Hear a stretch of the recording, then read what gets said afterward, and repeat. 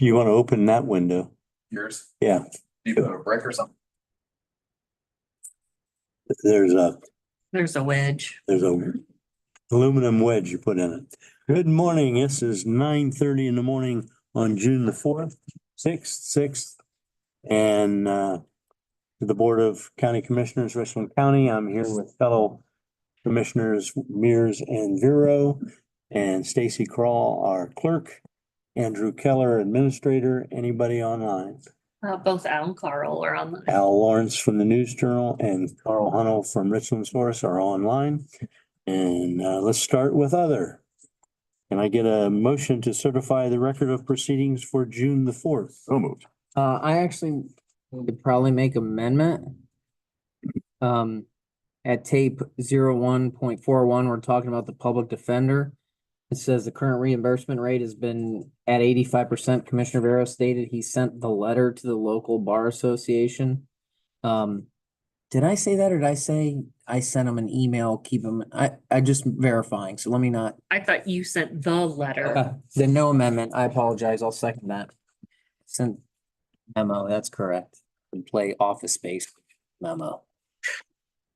Commissioner Banks, Yes. Commissioner Vero, Yes. Commissioner Mears. Yes. Okay, can we approve the requisitions? So moved. Second. Commissioner Banks, Yes. Commissioner Vero, Yes. Commissioner Mears, Yes. Can we approve the weekly transfers and appropriations? So moved. Second. Commissioner Banks, Yes. Commissioner Vero, Yes. Commissioner Mears. Yes. Okay, and okay, can we authorize the JFS to for employment to 3 individuals? So moved. Second. Commissioner Banks, Yes. Commissioner Vero, Yes. Commissioner Mears. Yes. Okay. Then, we have a public notice. The notice is hereby given that in accordance with section 5705.30 of the Ohio Revised Code, Richland County Board of Commissioners will hold a public hearing on Tuesday, June 25th, 2024 at 10:30 a.m. local time in the Commissioners Boardroom, County Administrating Building, 50 Park Avenue East, Mansfield, Ohio, for the purpose of hearing comments or questions on the 2025 tax budget for Richland County. And a motion? No, it's Need a not. motion? I need a motion Oh, you need, So moved. Second. for advertising. Okay. Commissioner Banks, yes. Commissioner Vero, Yes. Commissioner Mears. Yes.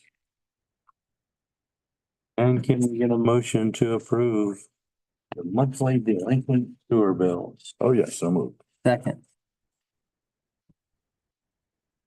Commissioner Banks, Yes. Commissioner Vero, Yes. Commissioner Mears. Yes.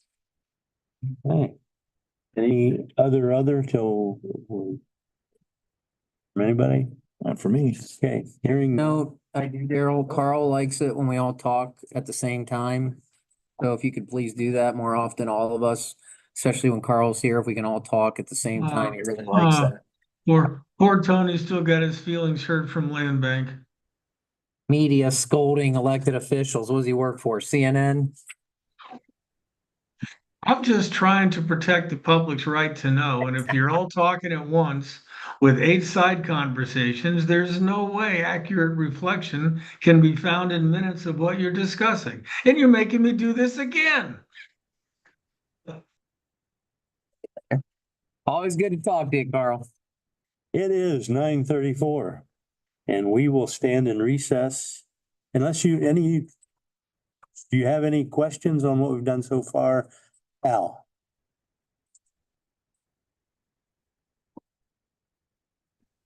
No, not really. Thank you. Carl? Nothing at this point, but thank you. Okay, it is 9:35 and we'll stand in recess until 10 a.m. and we'll be at that time possibly awarding Day Springs Boiler Project.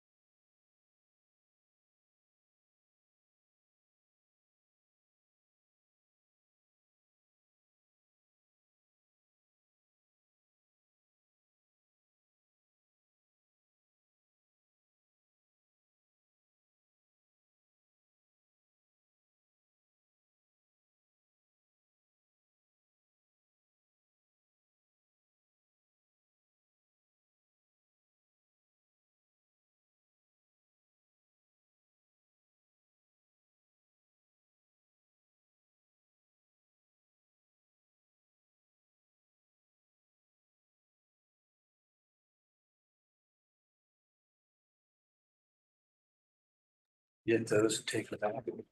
And we, It's 10 a.m. We are back in session. Been joined by Michelle Swank from Dayspring, and we are going to be talking about boiler contract. And Michelle, why don't you introduce the engineer? our engineer for this project is Louis Hinkle from HLH Engineering Consultant LLC. He was recommended by Josh Hicks, the superintendent for county maintenance. And he has studied our boilers, come up with this really nice plan. And we received our bids last week and we're gonna make a recommendation. Super. So I apologize, I could not be at the bid opening. The original bid opening was 2 weeks prior, but had to be delayed due to a computer glitch in distributing some of the addendums. I was pre-scheduled to play grandpa in Texas 10 days. The documents I picked up on Monday, I did review all 4 bids. I did put together an official bid tabulation, which I issued yesterday along with a letter. I am recommending that the county commissioners contract with the Standard Plumbing and Heating Company to enter into a contract for their bid amount. They were the apparent low bidder. All of their paperwork that is submitted appears to be in order to me.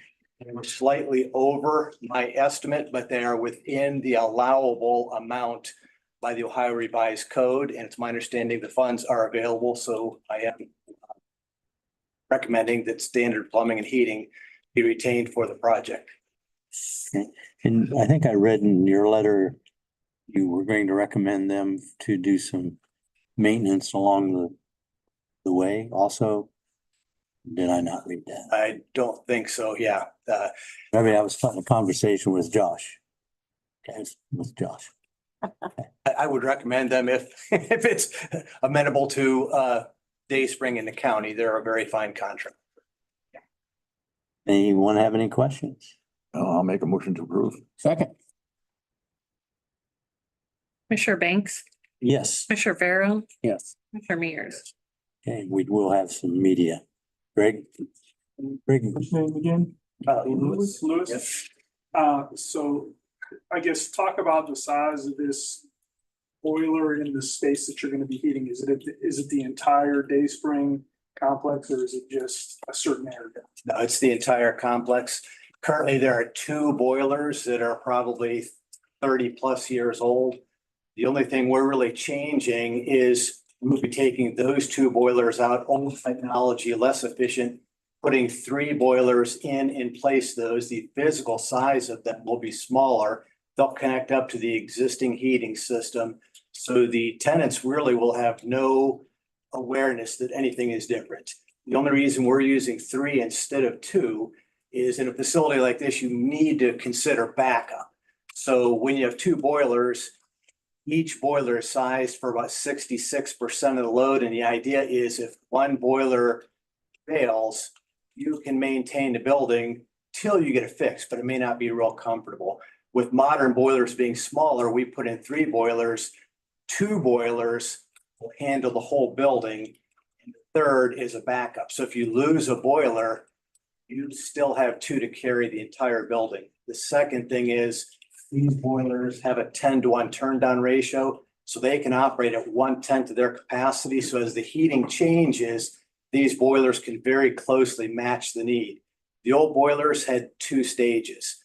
So many times, or most of the time, it was not an exact match. You were slightly overheating, slightly underheating. Kind of like if your car only had 3 speeds, stop, 30 mph, 60 mph. When you wanted to go 45, you are putting in a gear, getting it up to a 50, let it slow down to 40. So it'll be a much better operating condition. And Michelle probably can tell me, how old is this building? It's 99 years old. So when you're dealing with a 100-year-old building, boilers are probably the route to go because I imagine walls are thick and it's easier to run stuff, right? Well, the boiler will only heat the building. Yeah. Yeah. So all of the devices out in the space are set up to receive the heating water and deliver that heat to the space. So if you want to do anything different, like a water source heat pump like geothermal, anything, yeah, you'd have a tremendous amount of expense because you'd have to change everything throughout the building. All of our work is confined just to the boiler room itself. And what is the span of the like, when do you expect it to start and be completed? They will probably start within 2 to 3 weeks. It's really up to the contractor. What they are obligated to is to have the project completed by September, it might be September 15th. We always have a cutoff date. If it's September 15th, and I'm using that because that's probably what it is. I won't have the manual in front of me. They could start on September 1, as long as they're done by September 15th. We make sure they're done in time. They are responsible to determine how they'll phase the work and when they'll start. But that's not a lot of time, so I think they'll be hitting it pretty hard. And if you can spell your last name for me, just so I get this. Yep, Hinkel. If you want to misspell it, that's fine. Get it right. Al, did you have any questions? We have two. No, I don't think so at this point. Thank you. Carl, you have any questions? Yeah, thank you very much. Louis, you go by Louis Hinkle or is it H. Louis Hinkle Jr.? I was looking at your company website. I want to make sure I get it right. Kind of both. I go by Louis. The reason I put the H in front of that, my real name is Harry. I did not know that till I went to school. My parents never called me Harry because I'm a junior. So I put the H in front of it. So any documents, when people see my engineering seal, it has Harry L. Hinkle Jr. They make the connection and don't think I'm operating off of somebody else's seal. Understand. And you're out of Worcester, correct? That's where you're based out of? Yes. And he likes the Richland County Commissioners better than the Wayne County Commissioners, especially since Sue Smale retired, so. Well, I can't speak to Wayne County Commissioners. That's one of the 3 counties I've never covered over the years, so I have to leave that one alone. Louis, when you look at Dayspring and you look at this project, how does this compare to others that you've looked at recently in terms of size, scope, age of boilers, the whole process? Is this fairly a fairly standard project for you? Yes, it's fairly standard for everybody in the industry. I have a very similar project going on at the College of Worcester. I think they took bids about a month earlier than Dayspring. Theirs was a private, so you're not hearing anything about it. It was just a bid opening in their offices, but very similar in aspects. The only difference was their building was receiving its heat from a central steam plant about a quarter mile away. We're putting very similar boilers in and we'll tie into their existing heating water system. They use steam to generate hot water in the building, but very similar equipment and similar in that all of the work will be in a dedicated boiler room, very little work outside of the room. Their building is much newer than Dayspring though. Theirs is in its infancy. It was built in the early 60s. That's what I was going to ask you. How often do you deal with a building that's a century old in terms of still being highly functional and highly used, and expectation is it's going to be used for a long time? That's not quite as often. I'd say most of the buildings that are still being renovated and used are probably from the 50s and newer, but there are still several. I did about 15 years ago for the Wayne County Commissioners. They have a building where they house children's services that was of similar vintage that we did a total HVAC upgrade for. And we did put boilers in for their heat as well. Now, is this a project that you see through to fruition? I mean, you do an inspection at the end or during the process to make sure the work's done properly, or? I'm not as young as I used to be, but I certainly hope to be here in September. And yes, I'll be making regular site visits and documenting the process and a final inspection. Shouldn't use the word inspection, it should be site observation. There's a legal difference between the two. All right, thank you.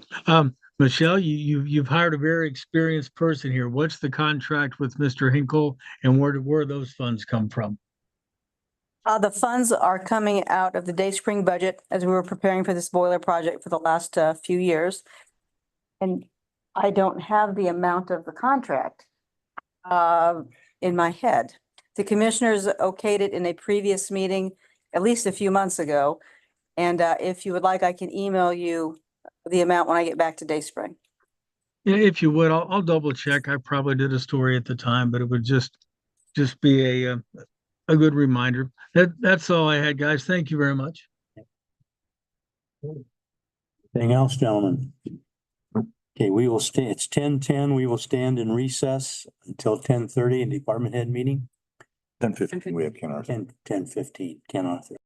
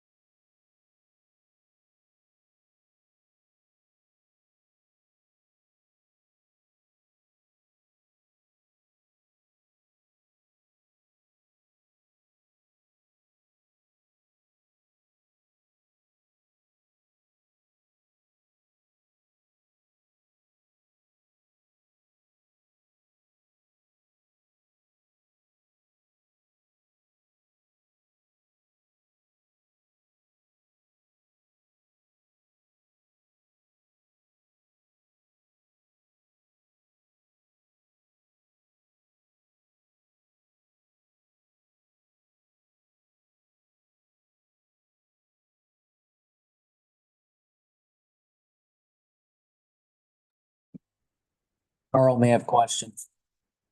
It is 10:17. We are back in session. We are back in session. Hello? Ladies, thank you. And I felt like a school teacher again.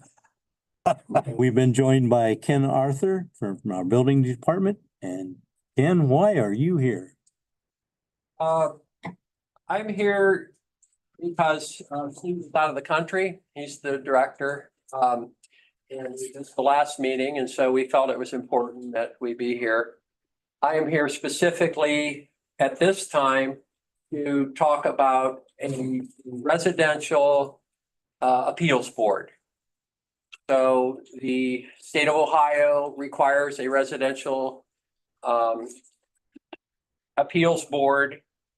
And we had one in place several years ago. As long as I've been department building official, we haven't had a residential appeals. One is on the horizon. Someone has requested an appeal, and the appeals board is basically set up for if there's something that they don't agree with, a call we've made, or something in the code that they don't agree with, the appeals board will hear the case and specifically address that case. They do not make policy, they do not change code, but sometimes they allow a variance. So the board that we had set up, many of the people have retired or choose not to be on it. And so we have to create a board again, and I think we're maybe one member short. So that's why I'm here. Steve was unable to send me the memo. He is having trouble with Wi-Fi. I got a memo, I got an email from him just before I came in that he was unable to send the memo. I don't know if it came to Cliff earlier or not. But there was one member that we needed to appoint for that position. To create, I think it's a 5-member board. You don't know who he's recommended? Brian Besecker. He would be replacing Bob McCauley. So Steve sent an email to us and we've had some conversations with him. Yeah, back in 29. May 29th. So Andy Smallsty is going to stay on. Bob McCauley is not going to stay on the board, and Steve recommended that we appoint Brian Besecker. How do you spell that last name? Besecker. He was a surveyor, professional surveyor. So that would make sense that a professional surveyor would be a good asset to a zoning board of appeals. Oh, it's a building. Buildings. Building. Would someone make that motion? I'll make that motion. I will second it.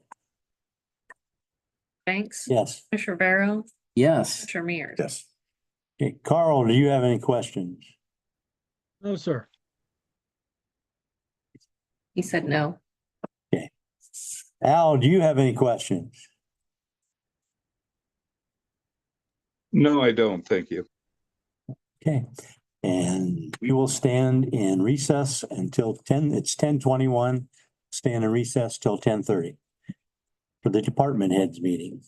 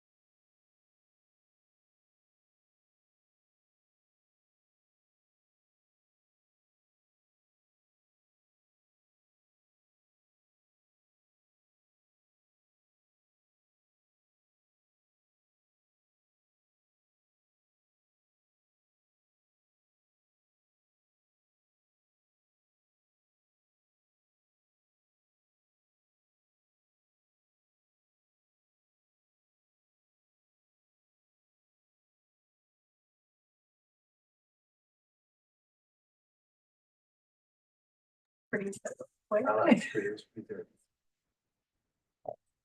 morning again. It's 10:30 and the commissioners are in session. We're meeting with our department heads today, smiling faces.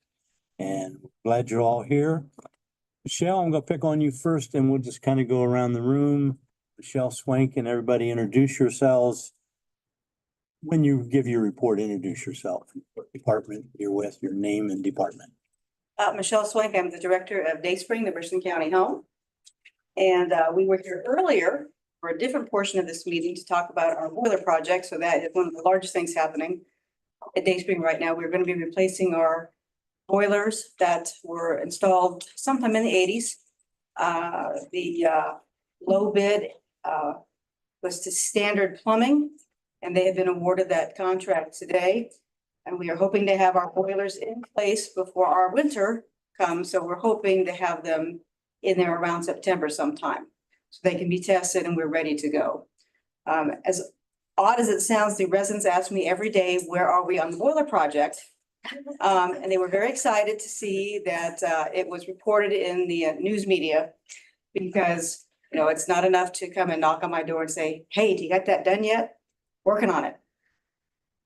But we are going to distract them with a trip to COSI. We're going to take them to COSI at the end of this month. That's cool. There's a Titanic exhibit, from what I've been told, it's really excellent. Sound like Bill and Ted's Adventures now, but apparently it's excellent and they're very excited to go. We raised enough money at our Easter egg hunt that we will be paying for most of their ticket. They will pay a couple of dollars so that they can go, but Dayspring will pay for the rest. And it's through donations and money that we made from selling food at the Easter egg hunt that will pay for their trip. And then a number of very fine people have donated gift cards to different fast food restaurants. So their meal back will also be paid by the community that gave us the gift cards. So they are excited. Now, before they can go, as they call it, I'm making them do a forced march around Dayspring to make sure that they can walk at COSI. Because it's horrible if they do 10 steps and have to sit and nobody can move. So they have to prove that they can handle all the walking at COSI. So if you hear grumbling or you get a call, Daryl, yes, that's what is happening. Other than that, we are very grateful that our maintenance guy, John, got all of our air conditioners in the building, our little units. Very excited because it's hot. So other than that, thank you, John. Thank you, Josh, for giving us John. Thank you and thank you. That's pretty much it for Dayspring.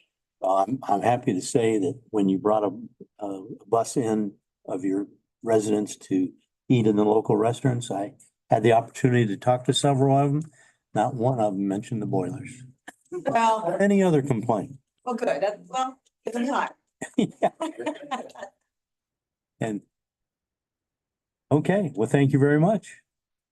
Josh, Josh Hicks with maintenance, been busy, our chiller went down, we, had a temporary installed for a couple weeks. Got our existing chiller fixed and running as of yesterday. The elevator up and running, the west elevator, I'll say that again.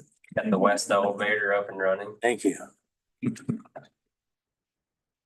Summer projects as far as asphalt, mowing, and general maintenance. And we are working on the east elevator Yeah. as we sit here. Yep. Okay.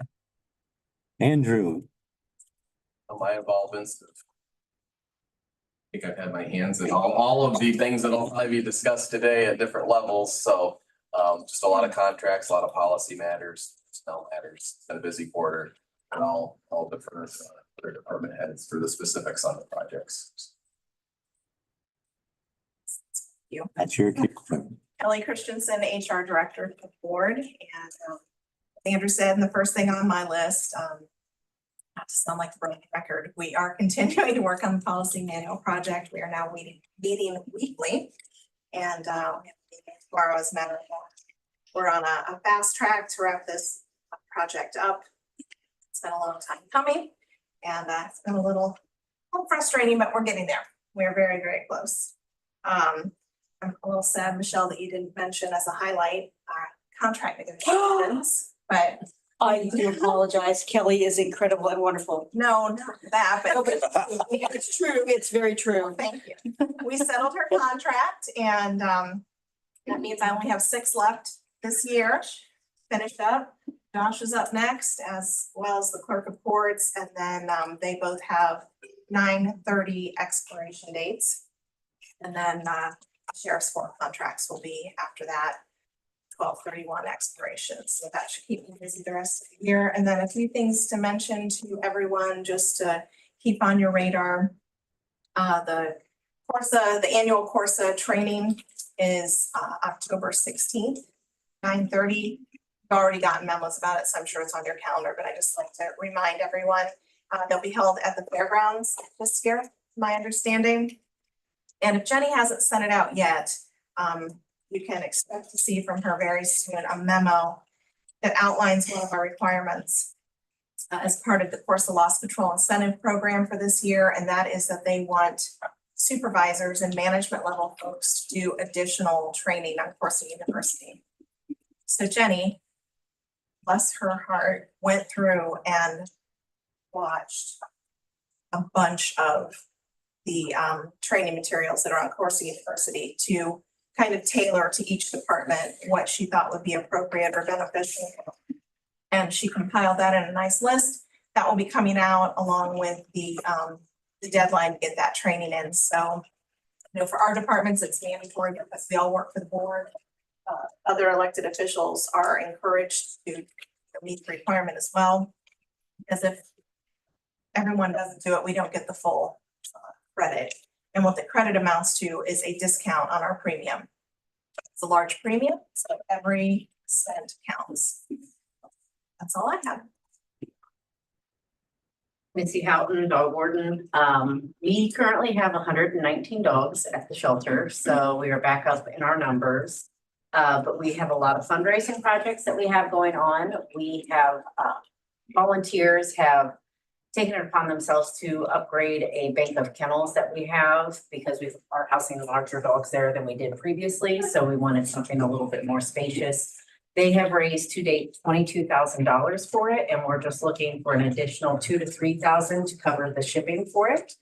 But we hope to have that moving in July.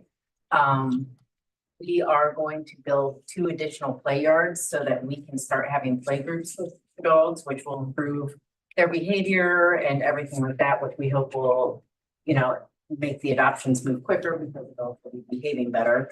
Volunteers have done fundraising for that, and that will be starting in the second week of June. So, and then also in the second week of June, we have our raffle baskets going on. Last year it raised $26,000, which went to our medical fund. So it's going to go to medical funds and things like that again this year. And then we've got it set up so that we can start heartworm testing and Lyme testing the dogs as part of the adoption process. So we have a volunteer from a vet's office that's going to come in and help myself and one of the volunteers, and we will go ahead and do those tests on every dog before they go through. So, and I hired 2 new part-time deputies, so they're doing well. That's all we got going on right now. Great. Rebecca Owens, Richland County EMA Director. Seems like we've had a whirlwind of activities since last we met. March 14th, obviously, we had a tornado. We had 7 properties that were actually reported damage to the EMA. 17 individuals reported damage to FEMA, who has been here since early May. They are still here and doing various activities throughout the next couple of weeks. Obviously, there was a FEMA declaration in order to have FEMA here. We want to extend thank you to Plymouth Township, the trustees and the road supervisor, because they were actually hosted the FEMA Disaster Recovery Center from May 14th to May 16th. To date, only two households have been assisted with FEMA funds, roughly $2,400. So it's been a very lengthy process and not much results, which is not unexpected with FEMA. And we did have the eclipse. Obviously, it was an uneventful event. So we were very excited to have that happen or not. And I think overall, it was just great practice for everyone to really, understand what they need to do if something in the future would happen, because we know it will, big or small, that they just need to be ready and be prepared to take care of their families and their household. Probably our greatest news was the fact that we had a contract awarded to Vasu Communications for the upgrade to the 44 tornado sirens throughout the county. They've already started on the project. Expected completion date is May 31st of 25. We still continue to receive reports of the sirens not working during their monthly tests for various reasons. Most likely it's either a connectivity issue with wiring or low batteries and things just not working like they should. We are in the process, and this may be announced, further update as far as changing from the WENS alert system to Everbridge, which is what the city utilizes. We've had very unreliable service from WENS in the last year and a half since I've been here, and I think prior to that. So we are happy to make that transition. Anyone that is currently signed up with RC Alerts, all of that information will be transferred to Everbridge. So you don't need to go on and re-sign up again. It's all going to happen behind the scenes.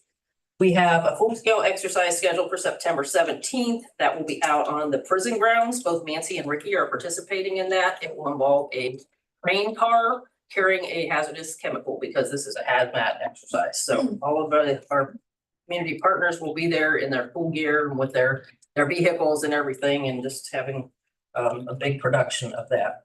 And lastly, we're working with the fairgrounds to update their emergency plan. Last year on the Saturday of the fair, there was a tornado warning that went out. So I think it's a good time to revisit and remind them that happened. And then unfortunately, we've had, well, actually, as of last night, 55 tornadoes in Ohio since the beginning of the year. Rebecca, I do want to mention on the March tornado from the township, you had a lot of cameras pointed at you that day, and you did an excellent job of representing us. Jet did as well, both Jet and we had a Yeah. very, very good job. County on that was Yep. help. So yeah, it goes to them too. Thank you. And Ms. Christensen, for the record, that Corsa premium to the general fund is $468,000. 468,000. $500,000. So any discount we can get? Yep. Lori. Lori Bedson with Richland County Job and Family Services, and this is just the time of year where we're ending some grant funding. So we're closing out some grants, making sure that we tapped into all of the funding that we can related to those grants. So it's a little busy for us fiscally. We'll begin to work on new contracts that will take effect as of July 1st, and then we have another set of contracts that will take effect as of October 1st, based on the state fiscal year and the federal year. So again, we're finalizing all of those things and beginning to meet with contractors to continue some of those agreements. We've started the process for our school book bag voucher program, which the distribution date will be in August. But we've been going through the application process. We'll be finalizing the list of eligible families and children. And then we'll get distribution letters out to families in July. And then again, the distribution dates will be in August. Based on some feedback from last year, we decided to change those distribution dates, and we'll be distributing those book bags to families late on a Friday afternoon and early evening, and then a Saturday morning, so that we can work with families' work schedules. So, and then I asked Josh to stop maintenance in our buildings, because we have had so many maintenance projects. Several years ago, we had some restructuring issues in the OMJ, and we're still paying for that. We have a great issue in front of our OMJ entryway that needs to be completely replaced. And so we're working with Matter. I always want to say Mater, like the cars, so Matter and Metal on that project. And I believe they're coming in next week to do that. And then we had a water heater that exploded on us in the OMJ Center a couple of weeks ago. It didn't actually explode, but we had water pouring out the bottom, and I got a call that a pipe had burst and we had water running down the hallway, but it wasn't quite that bad when I got over there. But kudos to Josh and his team, because they were there within like 5 minutes when I called them and said, hey, we have a water issue. So, but we need to stop. We need to stop now. So that's about it. General kinds of things that OMJ and Job and Family Services. Okay, thank you. Jill. My name is Michelle Miller, and I'm the director at Youth and Family Council here in Richland County. Similar to kind of what Lori said, grants are, we're winding down on some of our grants. So I'm working on reports and then starting new contracts, July 1. To date, we were able to support 49 graduating seniors here in Richland County with the transition to college. And we reached out to the area high schools to find seniors that were graduating and enrolled to start college and needed a little bit of financial support as far as like a Chromebook or a laptop and school supplies to get them ready to be successful that first year. With that being said, we also were able to reach out to all the high schools and get some grant funds to pay off some senior fees for students who were ready to graduate, but their families were not in a good financial position to pay those end of year fees. So we were able to cover those for them. We've been able to connect with over 50 kinship youth in Richland County with any type of living necessities that the family might need. And we have an event coming up tonight, actually, a child care provider event, trauma informed care initiative that we're using grant funds for. It'll be at the Kehoe Center. Buffy Williams will be speaking. A light dinner will be provided. This Saturday, June 8th, down at the gazebo, we're having a celebration of fatherhood event, picnic with Pop. We didn't say picnic with Pops because that's a big feat. We said, let's call it picnic with Pop. And so we'll be providing a picnic lunch. The library will be there giving out, they'll be doing like library cards if anybody wants to have a library card. And they'll have all their big, huge games, like their big Connect Four and all that. Warden Black will be there to give a speech around noon.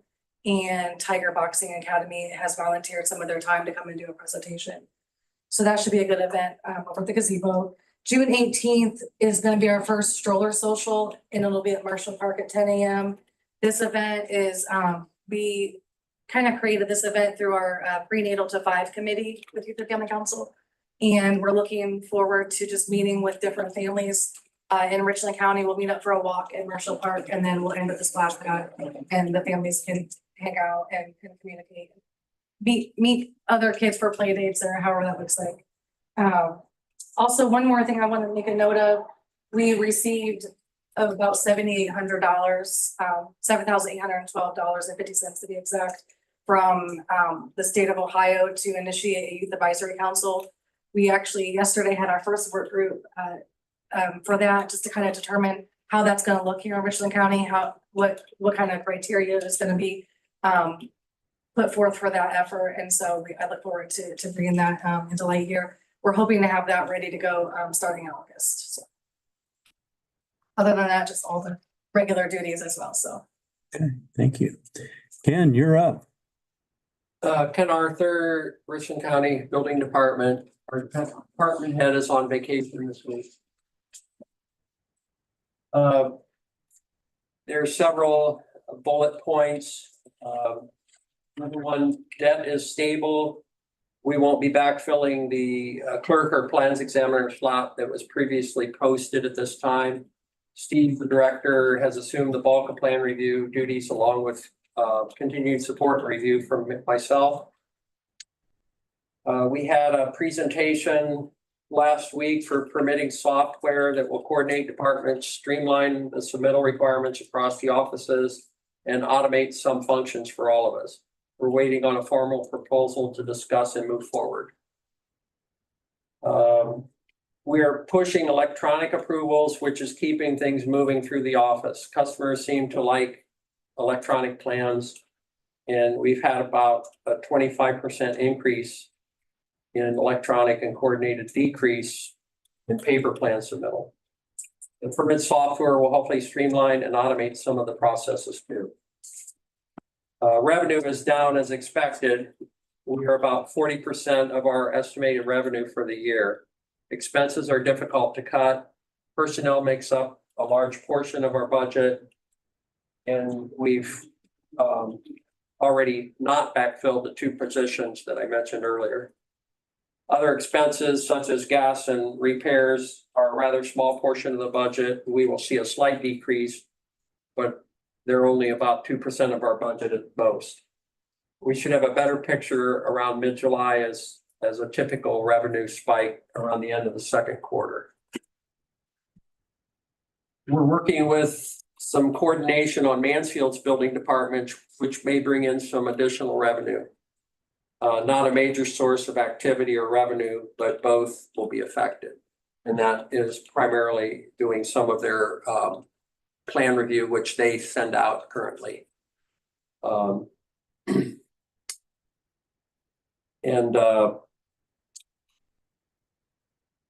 OBC code updates. We had a major code update to the commercial building codes on March 1st of this year.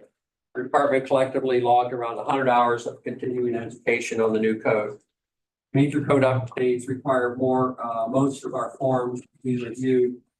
And so we're updating the guides that we publish for our customers to assist with understanding the code and our processes. Customer service survey. We're working to implement a customer service survey with the building sector of Richland Community Development Group. RCDG is coordinating the survey with all the regulatory agencies in our county. The first round has gone out, but we do not have any substantive results back yet. There's also Galleon has reached out to us to do some of their residential backup, and we're in discussions with that. We already do Galleon's non-residential inspections, but we have not done their residential. I think last year we started doing Crestline's residential inspections, which they're very close to Richland County, so it's not out of the realm of what we could do. The other thing on the horizon was bringing on a as needed plans examiner. And Jeff Eaton has submitted his paperwork for that. So there'll be further discussion about that. That's what I know. We also have a pretty big groundbreaking next week, correct? In the Belleville corridor. That will probably change the soccer complex. They've applied and there's been reviews. Pretty big deal, huh? Yes. That's land clearing. When's that? 125,000 square feet? It'll spur growth in that area. Yeah, but no tennis courts. They didn't want Cliff, and we don't want Cliff in the southern part of the county. That was intentional. They will have lacrosse though. You come to Lexington anyway. Okay, well, Last night. ladies and gentlemen, you are appreciated and all that you do, and you don't hear it enough, but you serve the citizens of Richland County, and it's very much appreciated from this board. Hang on, we may have questions. Carl, do you have any questions? No, but I appreciate hearing everything that's going on. Thank you very much, ladies and gentlemen. Al, do you have any questions No, ditto what Carl said. about that? Okay, anything else, gentlemen? No. It is 10:54 and we will adjourn for the day. Thank you very much. And